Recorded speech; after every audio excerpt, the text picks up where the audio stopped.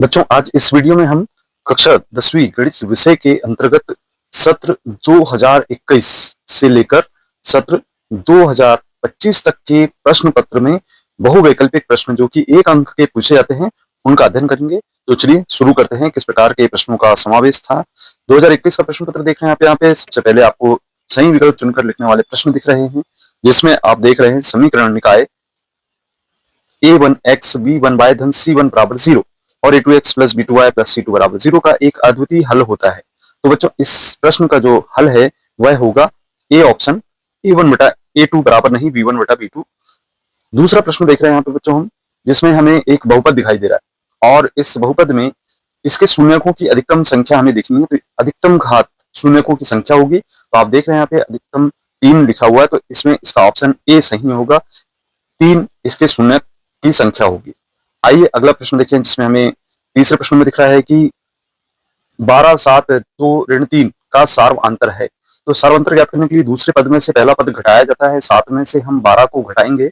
हमें छोटी संख्या से बड़ी संख्या घटाना है तो ऋण का चिन्ह आएगा और घटाने पर हमें ऋण 5 मिलेगा। तो ऑप्शन नंबर बी इसका बिल्कुल सही होगा। चलिए अब बात करते हैं चौथे नंबर के प्रश्न की। यदि द्विघात समीकरण ax² धन bx धन c बराबर 0 का विभक्तिकर का मान 0 है, तो द्विघात समीकरण के, अब यहाँ पे बराबर शून्य होता है, उस स्थिति में बच्चों हम जानते हैं कि दो बराबर वास्तविक मूल होते हैं। इसका चलिए प्रश्न क्रमांक 5, जिसमें हमें एक वृत्त की अधिकतम कितनी स्पर्श रेखाएं हो सकती है। आप जानते हैं कि जब वृत्त खींचा जाता है तो इसमें आप अधिकतम यहाँ पे अपरिमित रूप से अनेक स्पर्श रेखाएं हम बना सकते हैं। तो इसके लिए आपको ऑप्शन नंबर डी सही लगाना होगा, अपरिमित रूप से अनेक। आइए अब बात करें हम रिक्त स्थानों की पूर्ति करने वाले प्रश्नों की, जिसमें पहला प्रश्न है दो बहुपदों का योग खालिस्तान होता है, तो यह भी एक बहुपद ही होता है। तो इसमें आप लिखेंगे बहुपद होता है। तो दूसरा प्रश्न है घटना ई की प्रायिकता और धन घटना ई नहीं की प्रायिकता का जो योग होता है वह हमेशा 1 के बराबर होता है। तीसरा है किसी द्विघात समीकरण के अधिक से अधिक खालिस्तान मूल हो सकते हैं। तो जितने द्विघात समीकरण में 2 घात है तो 2 ही मूल होंगे, तो इसे लिखेंगे हम 2 मूल हो सकते हैं। केंद्रीय प्रवृत्ति के 3 मापकों का संबंध है। तो यहाँ हमेशा ध्यान रखना है कि एक बहुलक धन 2 माध्य बराबर 3 माध्यक होता है और सभी वर्ग समरूप होते हैं, ये आपको बताना है। इस प्रकार से ये आपके रिक्त स्थान वाले प्रश्न थे। इसके बाद तीसरा प्रश्न जैसा कि देख रहे हैं सत्य एवं असत्य कथन वाले प्रश्न हैं, जिसमें कर्णी 5 एक अपरिमेय संख्या है, तो यह कथन बिल्कुल सत्य कथन होगा। बच्चों यहाँ पे दूसरा प्रश्न है कि बाह्य बिंदु से किसी वृत्त पर खींची गई दोनों स्पर्श रेखाओं की लंबाई समान होती है, तो यह कथन आपका बिल्कुल सत्य होगा। ये जब आप बाह्य बिंदु से वृत्त पर स्पर्श रेखाएं खींचते हैं तो ये दोनों आपस में बराबर होती हैं। इस पर आइए बात करें हम कि 2 4 8 16 एक समांतर श्रेणी। समांतर श्रेणी की शर्त है कि इसका सार्वअंतर समान होना चाहिए। तो 4 में से 2 घटाया 2 प्राप्त हुआ, 8 में से 4 घटाया 4 प्राप्त हुआ, 16 में से 8 घटाया 8 प्राप्त हुआ। तो इस सार्वअंतर भिन्न भिन्न प्राप्त हो रहे हैं, जिसके कारण समांतर श्रेणी नहीं होगी। तो यह कथन बिल्कुल असत्य कथन कहा जाएगा। बच्चों इसके बाद हम चौथा प्रश्न देख रहे हैं, जिसमें प्रेक्षक की आंख से प्रेक्षक द्वारा देखी गई वस्तु के बिंदु को मिलाने वाली रेखा दृष्टि रेखा कहलाती है। तो यह कथन बिल्कुल सत्य होगा। और पांचवा है बिंदु पी एक्स वाई की मूल बिंदु से दूरी करनी x² धन y² होती है, यह कथन सत्य कथन होगा। इस पर आइए बात करते हैं हम सही जोड़ी मिलाने वाले प्रश्नों की, जिसमें आप देख रहे हैं कि यहाँ पे सही जोड़ी मिलान करना है। अब इसमें साइन 0 का जो मान है वह हमेशा 0 के बराबर होता है और फिर इसके बाद tan 60 का मान, जैसे कि आप जानते हैं कि कर्णी 3 के बराबर होगा और sin स्क्वायर थीटा धन cos स्क्वायर थीटा बराबर 1 होता है। और यहाँ पर cos 60 का जो मान है वह 1/2 के बराबर होगा और 1 धन tan स्क्वायर थीटा बराबर होता है sec स्क्वायर थीटा। इसके बाद बच्चों बात करते हैं हम यहाँ पे पांचवा प्रश्न, जिसमें प्रत्येक का एक शब्द वाक्य में उत्तर लिखना था। तो यहाँ पे आपको त्रिज्या r वाले वृत्त के क्षेत्रफल का सूत्र लिखना है। तो ये होता है πr²। और यदि x धन y का मान 5 के बराबर है तो x का मान 1 रखने पर y का मान ज्ञात करना है। यहाँ हम मान ज्ञात कर लेते हैं। तो जैसे ही रखे हमने पक्षांतर कर देंगे, 5 में से 1 घटाएंगे और यहाँ पे हमें 4 शेष प्राप्त होगा, तो y का मान 4 होगा। इसके बाद आइए गोले के आयतन का सूत्र लिखना है। गोले का आयतन का सूत्र होता है 4/3 πr⁴ के बराबर। अब चलिए वर्गीकृत आंकड़ों के लिए बहुलक का सूत्र, जैसे कि हम जानते हैं बहुलक बराबर l धन f1 माइनस f0 बटे 2 f1 माइनस f0 और माइनस f2 इंटू h के बराबर होता है। इसके बाद आप वृत्त के त्रिज्यखंड की परिभाषा बताएंगे। तो यहाँ पे हम देखते हैं कि वृत्त का त्रिज्यखंड, जैसे कि हम जानते हैं वृत्त का त्रिज्यखंड वृत्त का वह हिस्सा होता है जो केंद्र से निकलने वाली त्रिज्याओं, दो त्रिज्याओं और उन त्रिज्याओं द्वारा बनाए गए चाप से घिरा हुआ होता है। तो ये जो यहाँ से घिरा हुआ क्षेत्र दिखाई दे रहा है, ये आपका वृत्त का त्रिज्यखंड कहलाता है। ये लघु त्रिज्यखंड होगा और ये दीर्घ त्रिज्यखंड। अब बात करते हैं हम सत्र 2022 में आए प्रश्न पत्र की, जिसमें हम देख रहे हैं यहाँ पे पहला प्रश्न है सही विकल्प चुनकर लिखना है और यहाँ पे एससीएफ 91 और 21 है, ये हमें बताना है। तो आप जैसे कि देख रहे हैं यहाँ पे 91 और 21 का जब एससीएफ निकाला जाता है तो आपको सबसे पहले तो ऐसा करिए कि 91 के अभाज्य गुणनखंड निकाल लीजिए। तो 7 से भाग चला जाएगा, 7 एक बार जाएगा और ये 3 बार, तो ये 13 से एक बार चला जाएगा। अब यहाँ पे आप 21 के अभाज्य गुणनखंड निकालेंगे तो 3 से जाता है 7 बार और 7 से एक बार। अब देखिए 91 के जो गुणनखंड निकल कर आए हैं, आप देख सकते हैं कि 7 गुणित 13 और 21 के गुणनखंड निकल के आए हैं 3 गुणित 7, दोनों में उभयनिष्ठ संख्या एचसीएफ कहलाती है। तो ये दोनों में उपस्थित संख्या है 7, तो एचसीएफ जो होगा वह 7 के बराबर होगा। ऑप्शन में यहाँ आप सुधार करेंगे, यहाँ पे एक्चुअल में 7 किया गया था प्रश्न पत्र में एमपी बोर्ड के द्वारा, तो ऑप्शन नंबर सी आपका बिल्कुल सही। इसके बाद चलिए बात करते हैं हम दूसरा प्रश्न। जैसा कि देख रहे हैं दो समीकरण निकाय दिए गए हैं और इनका हल होगा, ये हमें बताना है। तो यहाँ पे आप देख सकते हैं कि इनके जो गुणांक हैं वो क्रमशः a1 का मान 1, b1 का मान 2 और c1 का मान 5 है। इसी तरीके से a2 का मान ऋण 3 है और b2 का मान ऋण 6 है और c2 का मान 1 है। अब आप यहाँ बीच में बराबर के चिन्ह लगा देंगे। अब आप देखेंगे कि 2 से ये 3 बार कैंसिल हो जा रहा है और हम देख रहे हैं कि 1 बटा ऋण 3 बराबर 1 बटा ऋण 3 आ गया, किंतु 5 बटा 1 ये बराबर नहीं आया। इसका मतलब ये हुआ कि जो बी ऑप्शन है हमारा, इसमें कोई हल नहीं होगा, ये आंसर होगा। इसके बाद चलिए द्विघात बहुपद के शून्यकों का योग होता है बताना है हमें, तो ऋण b बटा a के बराबर होता है, सी ऑप्शन बिल्कुल सही होगा। इसके बाद आइए बात करते हैं हम अगला प्रश्न, जिसमें चौथे नंबर पे हम देख रहे हैं द्विघात समीकरण दिया गया है, इसके विविक्तिकर का मान ज्ञात करना है। ए बी सी का मान क्रमशः यहाँ पे a का मान 1 है, b का मान ऋण 4 है और c का मान 4 है। अब आप विविक्तिकर का मान जानते हैं कि b का वर्ग ऋण 4 ac होता है, मान रख दीजिए ऋण 4 की घात 2 ऋण 4, a का मान 1 और c का मान 4, हल कर दीजिए 16 ऋण 16 आ गया। अब ये घटा दीजिए तो 0 हो गया। इसका मतलब ये हुआ कि जो ऑप्शन नंबर सी है वह बिल्कुल सही होगा। आइए 5वें नंबर का प्रश्न देखें, जिसमें लिखा हुआ है कि वृत्त के केंद्र से बिंदु पर खींची गई स्पर्श रेखाओं की संख्या वृत्त के किसी बिंदु, अब वृत्त है आपका और कोई बिंदु है किसी बिंदु पर, वृत्त के किसी बिंदु पर एक बिंदु यहाँ पे बना दीजिए और इस पे एक स्पर्श रेखा खींच लीजिए। तो यहाँ पे केवल एक स्पर्श रेखा ही होगी, आप चाहें तो स्पर्श रेखा यहाँ हो नहीं सकती, प्रतिच्छेद करने लगे इधर भी ले जा रहे हैं, तो एक ही स्पर्श रेखा आपको यहाँ पे दिखाई दे रही है। इसका मतलब ये हुआ इसका आंसर होगा एक स्पर्श रेखा होगी। इसके बाद आइए बात करते हैं हम 6वें नंबर का प्रश्न, जिसमें 0.5 और ऋण 5 के बीच की दूरी ज्ञात करना है।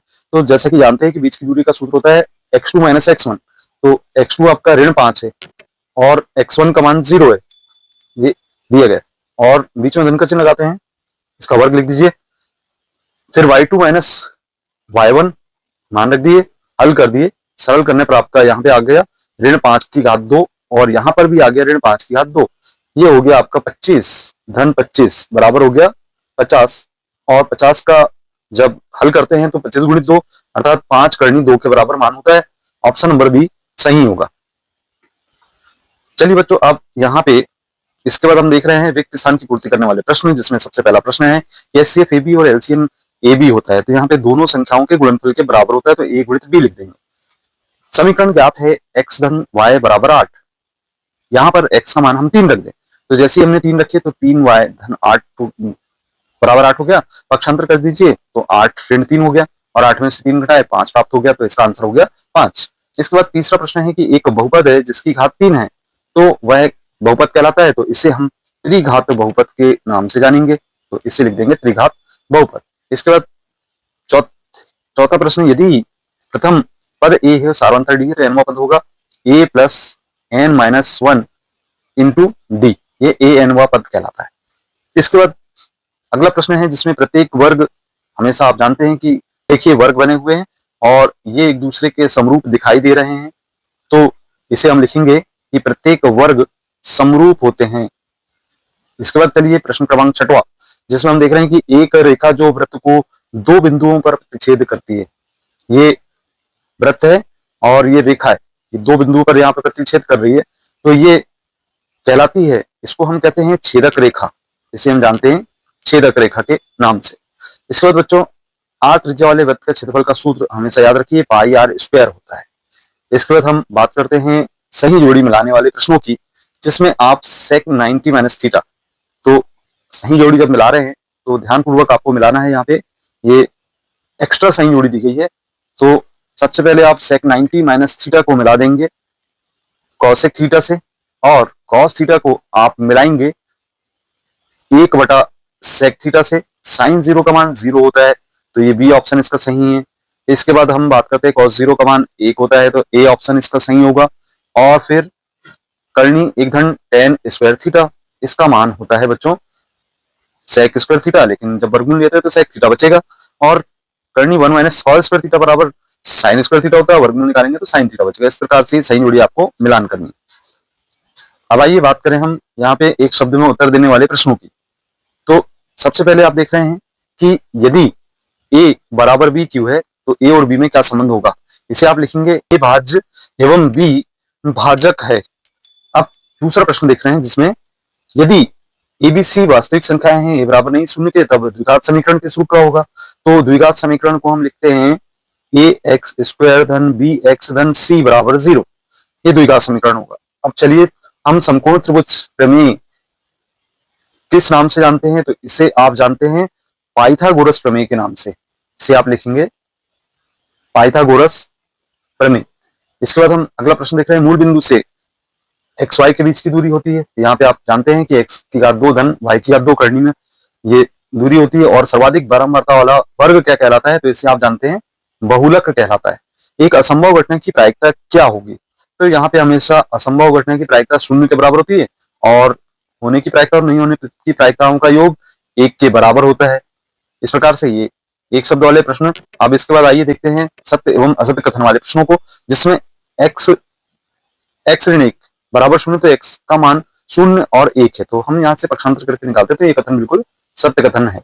समांतर श्रेणी दी गई, इसका 10वां पद ऋण 17 है। तो बच्चों यहाँ पे हमें सूत्र an बराबर a plus n-1 into D से निकालना होगा 10वां पद।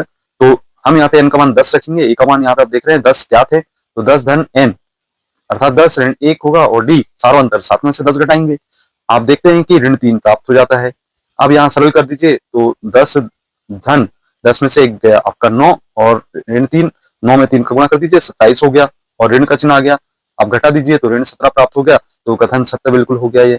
इसके बाद आप देखते हैं कि समरूप त्रिभुजों का क्षेत्रफल सदैव बराबर होता है, तो यह कथन असत्य है। इसके बाद हम शंकु का आयतन πr² होता है, तो ये कथन भी असत्य है, क्योंकि शंकु का आयतन 1/3 πr² के बराबर होता है।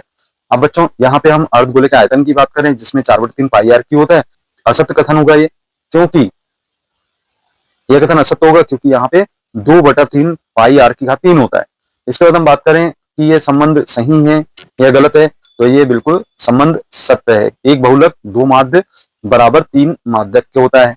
बच्चों अब हम देख रहे हैं सत्र 2023 में आए हुए प्रश्न पत्र को। तो इसमें सबसे पहला प्रश्न था सही विकल्प चुनकर लिखने वाले प्रश्न में 6 और 20 का एचसीएफ होगा। तो एचसीएफ ज्ञात करना है 6 और 20 का, तो 6 के हम अभाज्य गुणनखंड निकाल लें, इस प्रकार से हमें अभाज्य गुणनखंड मिल गए। फिर हम 20 के अभाज्य गुणनखंड निकाल लें, 2 से हम भाग देते हैं, फिर पुनः 2 से जाता है तो दे देते हैं, और फिर इसके बाद 5 से एक बार भाग देते हैं। इस प्रकार से 6 के जो अभाज्य गुणनखंड निकल गए 2 × 3, और 20 के अभाज्य गुणनखंड निकल गए 2 × 2 × 5। अब दोनों में अभिनिष्ट दिखाई दे रहा है, और सबसे न्यूनतम घात 1 है इसमें, तो यहाँ पे जो एचसीएफ है वह 2 के बराबर होगा, तो ऑप्शन नंबर सी इसका बिल्कुल सही है। इसके बाद आइए बात करते हैं दूसरा प्रश्न, जिसमें त्रिघात बहुपद के शून्य कितने होंगे। तो जितनी घात है उतने शून्य, इसका मतलब ये हुआ कि 3 होंगे। इसके बाद तीसरा प्रश्न, जिसमें एक अद्वितीय हल होने की शर्त की बात हो रही है, तो अद्वितीय हल होने के लिए आपको ये पहले नंबर की जो शर्त है वह गलत दिखाई दे रही, और दूसरे नंबर की बिल्कुल सत्य है, तो यहाँ पे बराबर नहीं होता है a1 बटे a2 बराबर नहीं b1 बटे b2 के। इसके बाद तीसरा प्रश्न के बाद चौथा प्रश्न यहाँ पे द्विघात समीकरण का मानक रूप है, तो ये हमेशा बराबर शून्य वाला लेना पड़ेगा। तो आप देख सकते हैं ए एक्स स्क्वायर धन बी एक्स धन सी बराबर 0, तो ये सी ऑप्शन बिल्कुल सही है। इसके बाद चलिए पांचवा प्रश्न, जिसमें 11वां पद ज्ञात करना है, जबकि प्रथम पद ऋण 3 है और सार्वंतर निकालना पड़ेगा। तो ऋण 1/2 में से ऋण 3 को घटा दीजिए, तो यहाँ पे धन 3 हो गया। हल करने पर आ गया आपका ऋण 1 धन 6 अर्थात 5/2 सार्वंतर आ गया। अब आपको 11वां पद निकालना है, तो 11वां पद के लिए जैसे कि ए एन बराबर a plus n minus 1 into d होता है सूत्र, तो यहाँ पे आप प्रथम पद का मान रखेंगे ऋण 3 और फिर 11 ऋण 1 लिखेंगे और डी का मान 5/2 है, और यहाँ पे ऋण 3 हो गया, 11 में से 1 10 बचा, 5/2 2 से कैंसिल कर दिए, 5 बार 25 हो गया, 25 में से 3 घटा दीजिए, तो 25 में से 3 घटाने पर हमें 22 प्राप्त हो रहा है। ऑप्शन नंबर बी इसका बिल्कुल सही दिखाई दे रहा है। इसके बाद आइए बात करते हैं हम शंकु की तिर्यक ऊंचाई का सूत्र। तो शंकु की तिर्यक ऊंचाई का सूत्र होता है एल बराबर कर्णी आर स्क्वायर धन एच स्क्वायर। इसके बाद हम देख रहे हैं कि रिक्त स्थानों की पूर्ति करने वाले प्रश्न है, जिसमें ऑप्शन भी दिए गए हैं। तो यहाँ पे आप देखते हैं कर्णी 2 एक खालिस्तान संख्या है, तो अपरिमेय संख्या आप लिखेंगे। और इसके बाद श्रीधराचार्य ने एक सूत्र प्रतिपादित किया, जिससे अब खालिस्तान के रूप में जाना जाता है, तो इसको हम जानते हैं बच्चों द्विघात सूत्र के रूप में। इसके बाद हम देख रहे हैं कि समांतर श्रेणी है, इसका 10वां पद।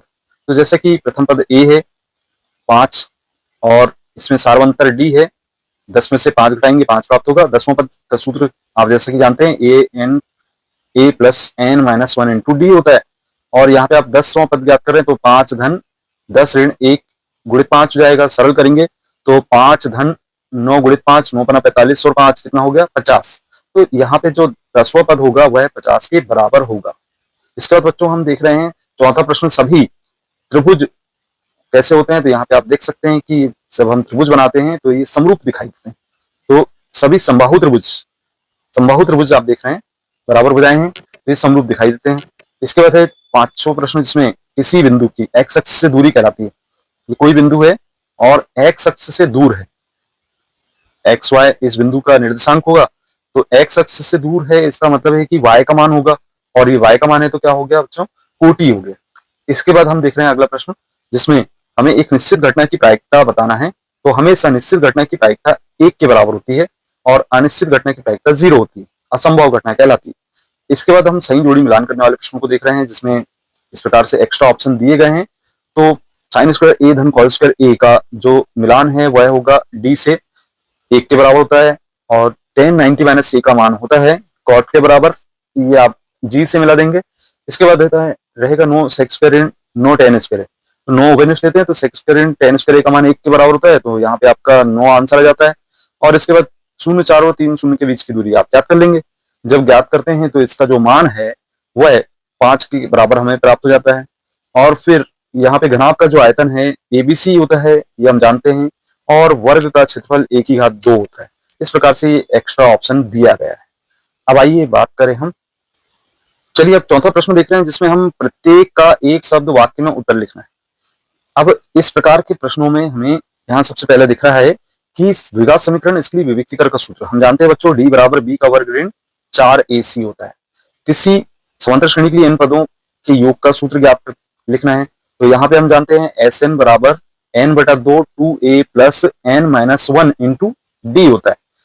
अब यहाँ पे उन्नयन कोण की परिभाषा, जैसे कि हम जानते हैं कि उन्नयन कोण की परिभाषा ये कहती है, जब वस्तु आंख की क्षैतिज रेखा से ऊपर हो तो उसे देखने के प्रक्रम में हमारी दृष्टि रेखा जिस कोण से ऊपर की ओर मुड़ जाती है उस कोण को उन्नयन कोण कहते हैं। ये उन्नयन कोण की परिभाषा थी। अब आइए बात करते हैं हम यहाँ पे स्पर्श रेखा और वृत्त के उभयनिष्ठ बिंदु को क्या कहा जाता है। तो इसे हम जानते हैं बच्चों स्पर्श बिंदु के रूप में, स्पर्श बिंदु के रूप में।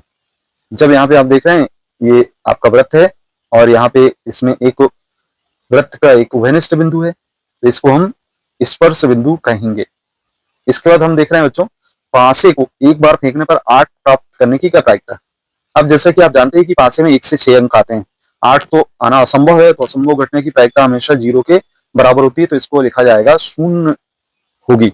इसके बाद हम अगला प्रश्न देख रहे हैं, जिसमें वर्ग दिया गया है, 20 से 40 का वर्ग चिन्ह हमें बताना है, तो 20 से 40 का वर्ग चिन्ह हमेशा ज्ञात करने के लिए 20 में 40 का योग कर दीजिए और 2 का भाग दीजिए, तो ये होगा 60/2, 2 से कैंसिल करेंगे 30 बार कैंसिल होगा, तो 30 इसका वर्ग चिन्ह होगा।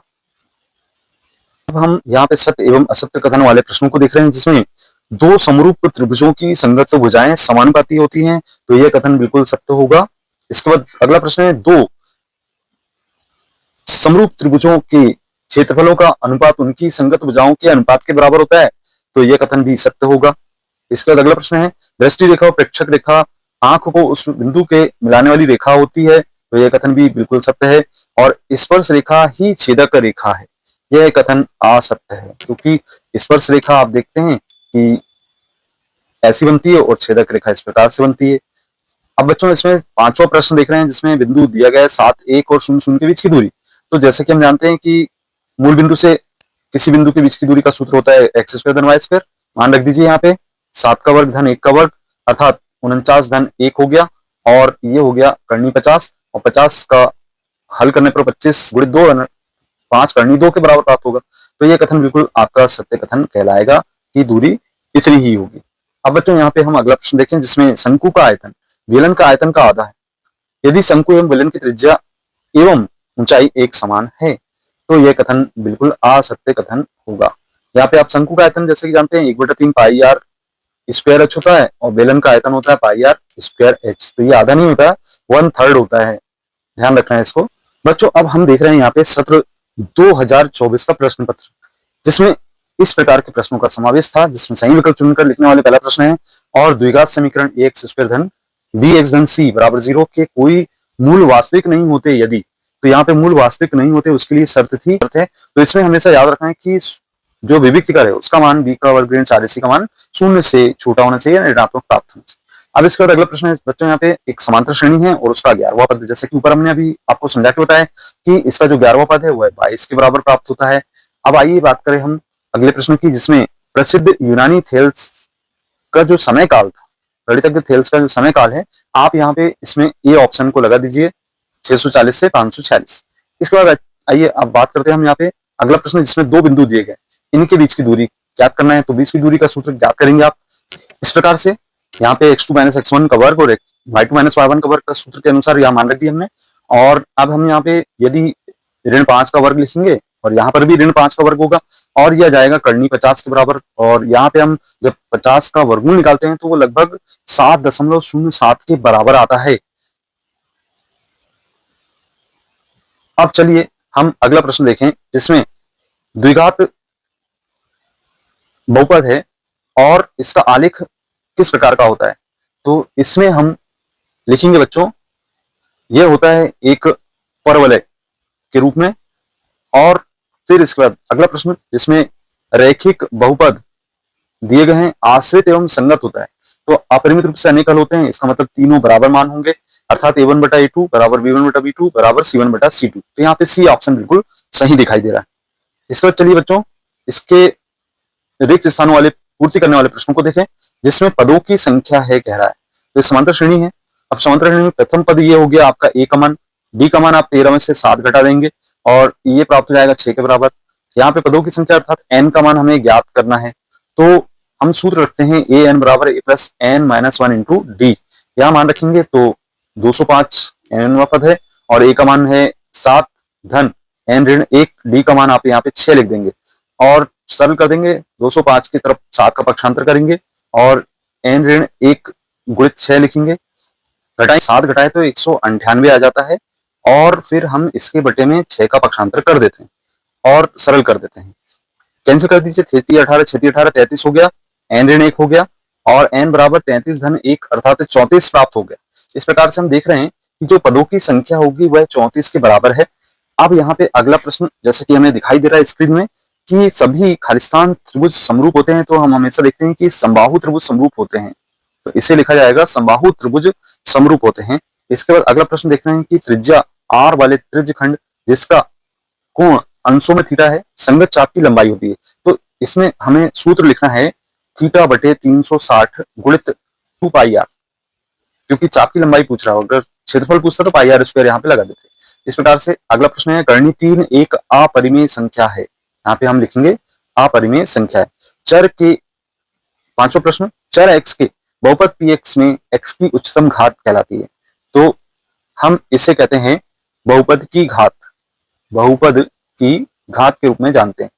इसके बाद अगला प्रश्न बच्चों द्विघात समीकरण है, इसको हल करने का द्विघाती सूत्र, तो ये हम जानते हैं इसका मान होता है x बराबर ऋण b धन ऋण करनी b का वर्ग ऋण 4ac बटा 2a, ये सूत्र होता है। इसके बाद हम देख रहे हैं यहाँ पे सत्य एवं असत्य कथन, जिसमें पहला प्रश्न है दिए हुए प्रेक्षणों में वह मान जो सबसे अधिक बार आता है, तो सबसे अधिक बार जो आता है वह बहुलक कहलाता है, लेकिन यहाँ पे कह रहा है कि माध्य कहलाता है। अब ये कथन असत्य हो गया। इसके बाद अगला प्रश्न है किसी प्रयोग की सभी प्रारंभिक घटनाओं की प्रायिकता का योग 1 होता है, तो यह कथन बिल्कुल सत्य होगा। इसके बाद अगला प्रश्न वृत्त को दो बिंदुओं पर प्रतिच्छेद करने वाली रेखा को तिर्यकछेदी रेखा कहते हैं, यह कथन भी सत्य कथन है। और एक निश्चित घटना की प्रायिकता 1 होती है, तो यह कथन भी सत्य कथन है। इसके बाद बच्चों पांचवा प्रश्न जिसमें अर्धगोले के आयतन का सूत्र दिया गया है, तो ये नहीं होता, अर्थात यह कथन असत्य होगा। और त्रिकोणमितीय अनुपातों की सहायता से किसी वस्तु की ऊंचाई या लंबाई या दो सुदूर वस्तुओं के बीच की दूरी ज्ञात की जा सकती है, तो यह कथन असत्य कथन होगा। अब बच्चों इसके बाद हम देख रहे हैं यहाँ पे सही जोड़ी मिलान करने वाले प्रश्नों को, जिसमें एक्स्ट्रा ऑप्शन दिए गए हैं, ध्यान से देखना है कि ये ऑप्शन आपके ज्ञात हैं।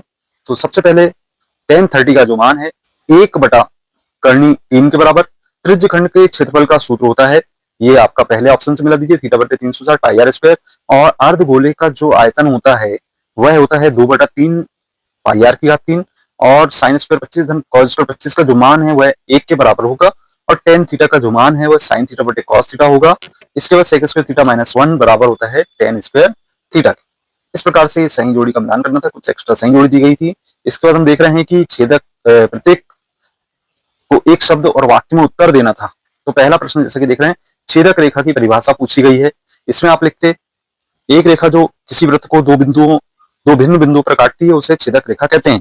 और दूसरा प्रश्न है कि द्विघात बहुपद के शून्यकों का गुणनफल का सूत्र, तो गुणनफल का सूत्र जैसे कि हम जानते हैं कि c बटा a के रूप में जाना जाता है।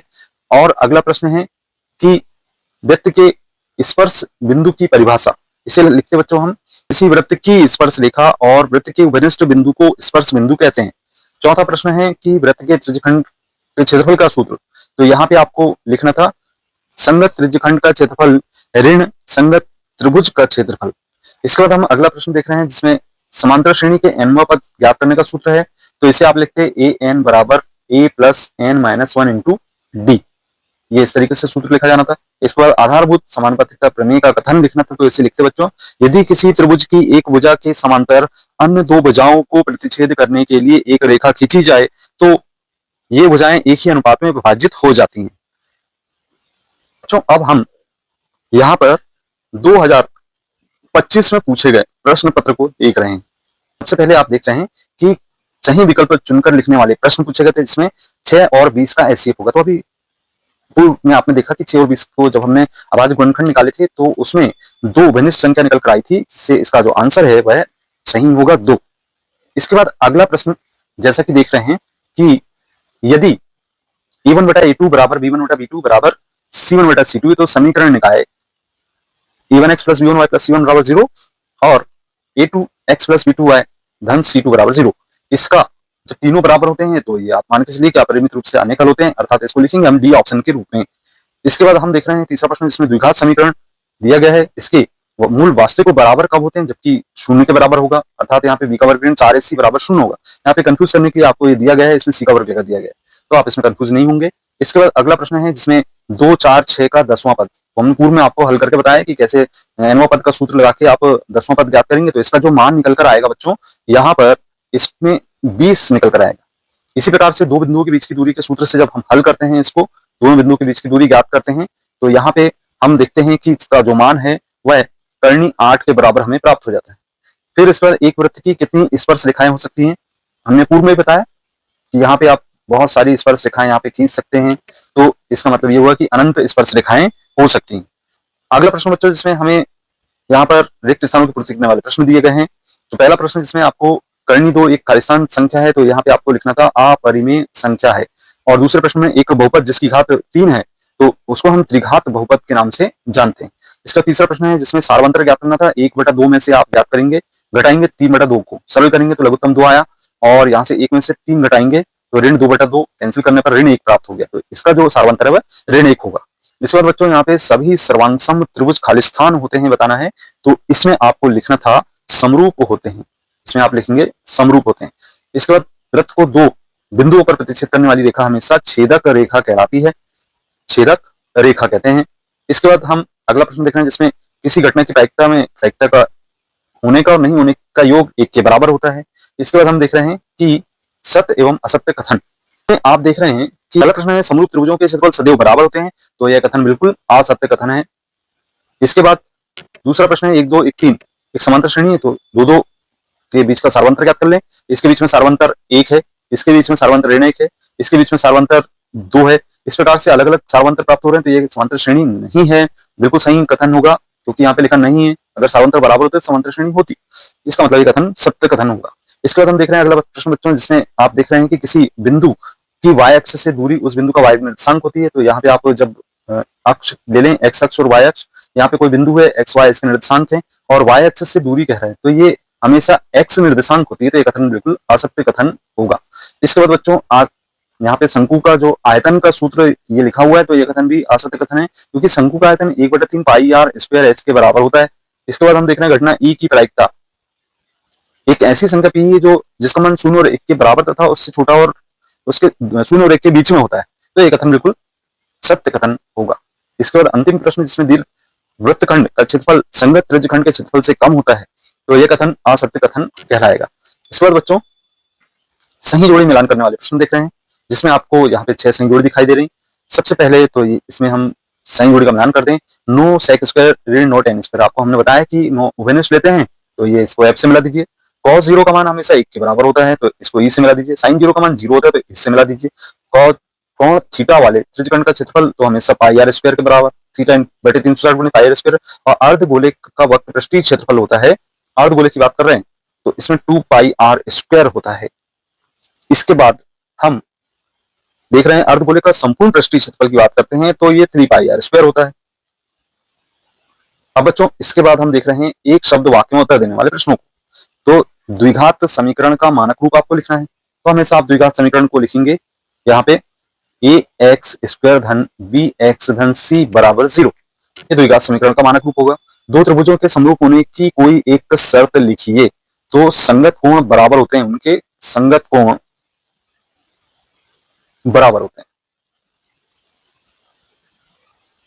ठीक, इसके बाद अगला प्रश्न बच्चों मूल बिंदु से बिंदु x1 y1 के बीच की दूरी होगी, तो यहाँ पे आपको लिखना है x1 का वर्ग धन y1 के वर्ग के रूप में, बन लगाना आवश्यक है। इसके बाद आप देख रहे हैं कि चौथे नंबर पे किसी खंबे की छाया तथा ऊंचाई समान होने पर सूर्य का उन्नयन कोण कितना होता है। तो यहाँ पे चित्र बना ले बच्चों। पहले हम ये खंबा है, इसकी छाया की लंबाई है, यहाँ पे दोनों समान है, ये दोनों आपस में बराबर है, तो आधार और लंब बराबर होते हैं, तो यहाँ पे 45 अंश का कोण हमेशा बनता है, इसे आप ध्यान रखेंगे, तो इसमें 45 अंश लिखेंगे। इसके बाद अगला प्रश्न है कि थीटा कोण और त्रिज्या r वाले त्रिज्यखंड के संगत चाप की लंबाई का सूत्र, यहाँ पे आप लिखेंगे थीटा बटे 360 गुणित 2 पाई r, और अंत में वर्ग चिन्ह, अर्थात 20 से 40 का वर्ग चिन्ह की बात हो रही थी, 20 में 40 का योग कर दीजिए, 2 का भाग दे दीजिए, 60/2 कैंसिल कर दीजिए, तो यहाँ पे 30 प्राप्त हो जाएगा। बच्चों इस प्रकार आपने देखा कि ये जो प्रश्न पत्र दिया गया है, प्रत्येक वर्ष में आए हुए प्रश्न यहाँ पे हमने आपको बता दिए, 2021 से लेकर 2025 तक के। आप विज्ञान का अगर आपने नहीं देखा वीडियो, तो यहाँ पे एंड स्क्रीन पर आपको दिखाई दे रहा है, इसको क्लिक करके आप देख सकते हैं पिछले 4 वर्षों के महत्वपूर्ण प्रश्न जो 1 नंबर के पूछे गए। आपको वीडियो पसंद आता है तो कंटेंट को लाइक करें, अपने मित्रों को शेयर करें और कमेंट जरूर करें। यदि आपने अभी तक चैनल को सब्सक्राइब नहीं किया तो सब्सक्राइब जरूर करें। मिलते हैं अगले वीडियो में, धन्यवाद।